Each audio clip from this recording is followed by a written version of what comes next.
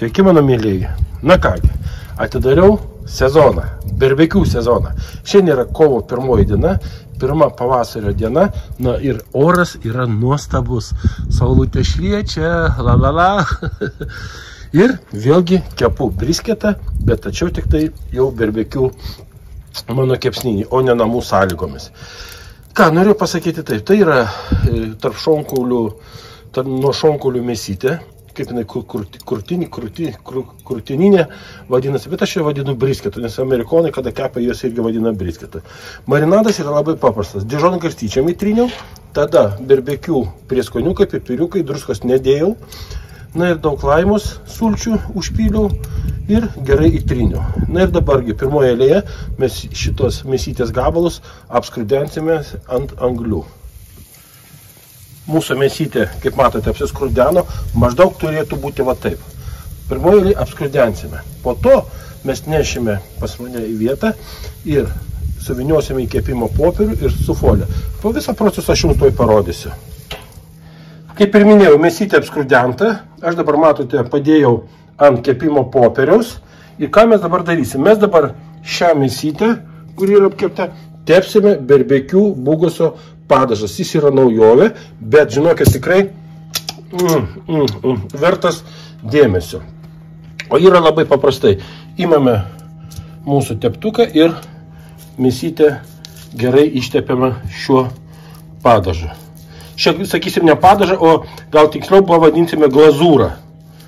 Va čia glazūra. Dabar šiandien mes tikrai skanausime tikrą brisketą. Štai. Lygiai taip pat mes aptepame ir kitą gabaliuką. Kadangi turėsim šiandien svečių, tai kepu 2 gabaliukus. Tačiau, ką aš sugalvojau, jeigu liks šio kepsnio, aš manau, kad liks, kadangi aš didelius 2 gabalus kepu, rytoj aš padarysiu burgerius, būtent su šita plėšita jautiena. Na štai, ištepam ir dabar suviniosiu į kepimo popierių, kaip matote, pačioj paklotės, o po to dar į foliją, bet foliją reikia kokius 3-4 sluoksnius. Dabar sekanti procedūra. Kaip matote, anglius aš sustūmiau į vieną pusę. Mūsų mėsytė suvystyta kaip kūdikėlis.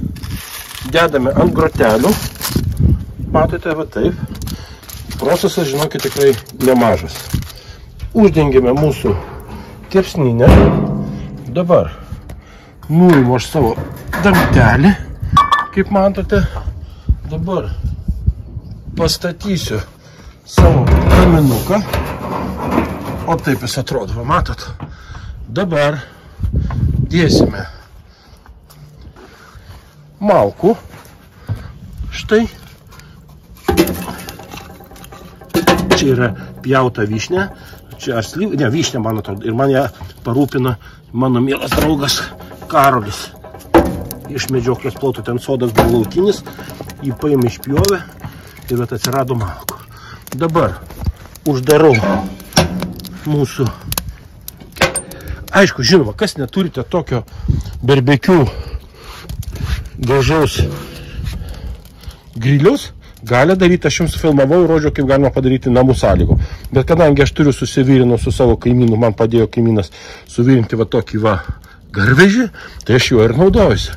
Na štai, ir dabar užmirškime mūsų brisketus kažkur tai apie 2-3 valandom. Temperatūra, matot, iš karto 150 jau. Va taip čia atrodys.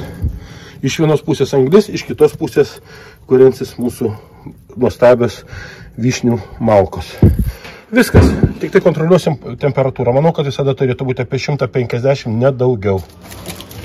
Praėjo 3 valandos. Dabar žiūrim, ką mes čia turim.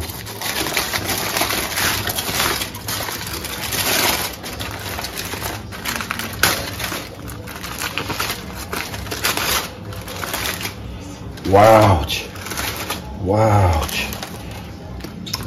O, Bože, mano Bože. Tai dabar mes gražiai paimsim. Matot, kokius įrankius turi iš Vokietijos. Hibrytė atsiuntė. Jo šiek tiek sulčių kiek. Taip dedam ir dabar žiūrim. Oh my god, pažiūrėkit. Jūs tik taip pasižiūrėkit. Ai. Nu ką, dabar mes sirgs. Rūta baig. Oh my god. Na štai, brangiai, taip atrodo mūsų rezultatas. Padariau grybukų padažą ir piurė bulvių, batatų, bulvių, šalierų šaknis ir morkytės. Išvirą sublenderiavau, įpyliau grietinėlės sviesto ir gavosi toks garnyras. Na ir salotas, žinoma. Kągi, skanaus.